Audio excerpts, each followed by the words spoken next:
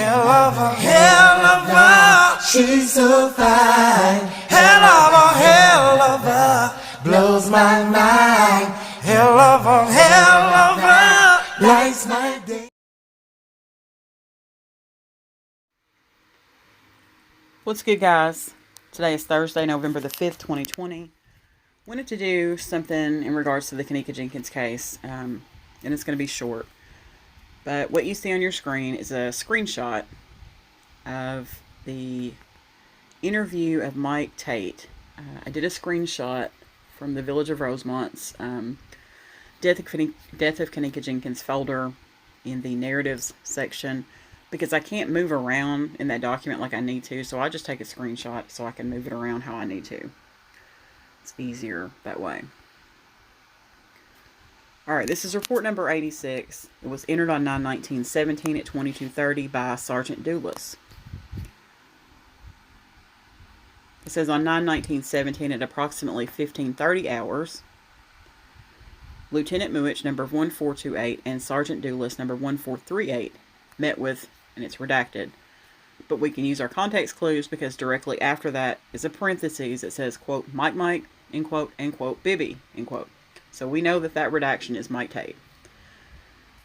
I have several guy friends who are Mikes or Mikes, and a couple of them we do call Bibby, and thankfully I'm a sports fan and I know exactly where that comes from. So I wasn't surprised when I saw the Bibby part. Okay, says its interview took place near the intersection of Chicago Avenue and Austin Boulevard in Chicago.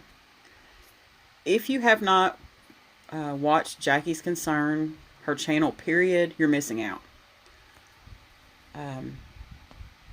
Her videos are A+. She recently did a video regarding Mike Tate, and her video is on point. So that really got me to thinking, and then once I read through the lawsuit again the other night, it really got me to thinking, so that's what prompted this video. Says we conducted an interview in that area, near the intersection of Chicago and Austin, and she shows in her video what that area looks like. There ain't much popping off in that intersection. I think there's a Boost Mobile there. I mean, there's not much there. So that's interesting. Just the location was interesting to start off. He advised he goes by the name, quote, Mike, end quote, and some call him, quote, Bibby, end quote. He went to the Crown Plaza in Rosemont for blank's party. Then there's another redaction, and then it says, quote, Killa, end quote, in room 926 on 9/9/17 at approximately 0100 hours. He left between 0200 hours and 0300 hours. He said he left the party after blank's first Facebook Live video. Well, we know that's Irene. Blank stated he went there with blank. Now that redaction is very short. It's one name. He was unsure who acquired the room. He said the party was, quote, weak, end quote, and he left. He knew Kenneka from the neighborhood for the past 2 years.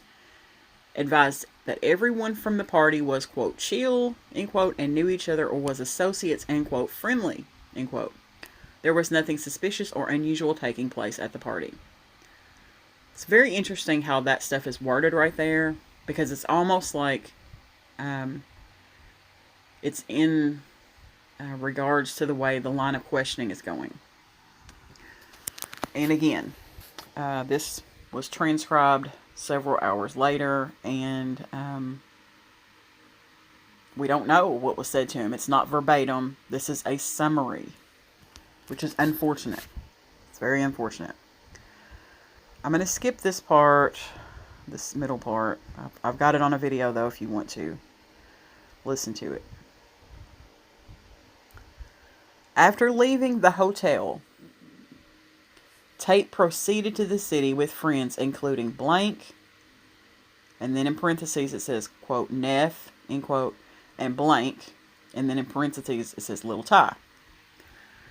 Well, that's worded really funny because it says after leaving the hotel, he went to the city with them. It doesn't say he left with them, but after leaving, he went to the city with them. It's strange how that's worded to begin with. But let's back this up. Let's back it on up. Alright, it says he arrived at approximately 0100 hours. And we know from the footage that he arrived around 12:30ish. 12:30ish. Alright. It says he left between 0200 and 0300. And then in the next sentence, it says he left the party after Irene's first Facebook Live video. Well, we all should know, or should have it memorized by now, that Irene's Facebook Live video was at 1:36. And we've heard it. It's been beat into our brains. Alright. Let's see. Now, I think that's all I wanted to look at right there. From the footage, we know what time he really left. Alright. But I want to look at one more thing. Now, this is from the lawsuit that was filed on behalf of Miss Teresa Martin as the administrator of the estate of Kenneka Jenkins, by and through her legal representation in December of 2018. Now, if you look here at number 9, it says, on or about September the 9th at approximately 1:13 a.m., Kenneka Jenkins entered the Crown Plaza Hotel as a guest. And then number 10 says, and she entered coherent and without incident. It's this next part, these next few parts that are going to, excuse me, throw you. Alright, if we pay attention here, it says, number 11, on or about September the 9th, 2017, at approximately 2:30 a.m., Kenneka left the room on the 9th floor and was last seen by her friends at that time. So that's at 2:30. So she left that room at 2:30 according to this complaint that was filed on behalf of Miss Teresa Martin. At that time, she was last seen by her friends. Alright? Go down a little bit further. Trying to keep it all on one screen here.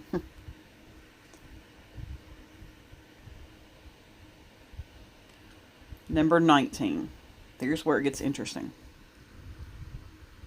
Kenneka Jenkins was last seen near an elevator on the 9th floor, where surveillance cameras were installed, in use, and properly working, and therefore she was observable. Okay. Now, I notice that number 19 does not have a time in it, but they keep mentioning this 2:30 time. Then it goes on, the only other time that's mentioned, 1:13 when she gets there, 2:30 when she supposedly was last seen, and then also 3:32 on number 20. It says she was seen on camera entering a kitchen through the employee door from the downstairs hallway of the Crown Plaza.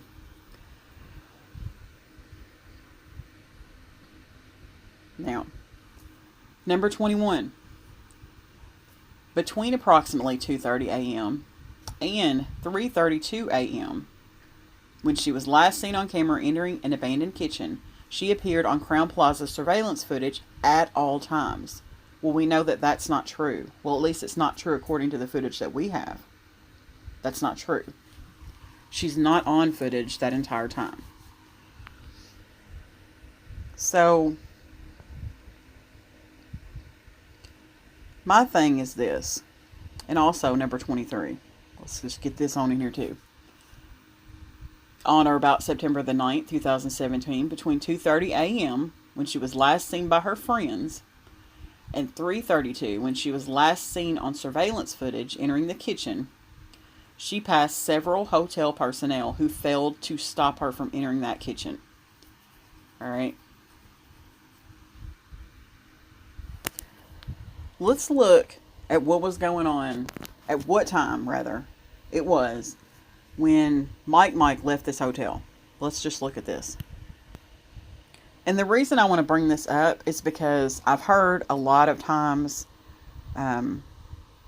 people pushing the narrative of Mike doing something. So I just want to, that's why I even wanted to look at it in the first place. Let's just look at this. One last little thing before I play this video. So she gets there at 1:13. She's leaving the 9th floor according to this surveillance footage that we have no idea where that's at 2:30. And then entering the kitchen at 3:32. Alright. So that's 1 hour and 2 minutes difference. So for 1 hour and 2 minutes, she supposedly stumbled and fumbled her way through this hotel and ended up in this abandoned kitchen.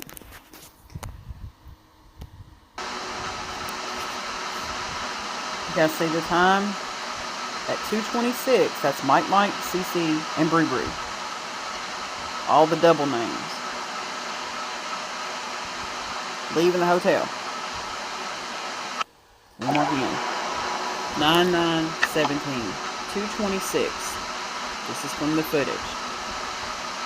So Mike, CC, and Bree. This is when Bree dipped off. So, let's put this into perspective. Now that you can see it, because sometimes it helps to see it. If Kanika was last seen at 2:30 on these magical surveillance cameras that we've never gotten the footage from, that we know was there. Let me tell you something. I've never been in a hotel. Never, not never. Let me rephrase that. Not never that I was paying attention. Where I have not seen a camera, at least on the bank of elevators. On any floor. I know the laws regarding that. I'm very familiar with them. I know they can't have a camera aimed toward a room, even on the floors. But they do have them on the floors of any credible hotel, I'll say that much. And specifically on the elevator bank. Now, at 2:26:45 approximately, we're looking at Mike going out that door, CC going out that door, and Bree going out that door. Mike never comes back. This is the big goodbye for him. And then you're telling me at 2:30 is when Kanika left that room? You think about that. I just wanted to give you something to think about. And on that note, I'm going to end this video. Thanks for watching, guys.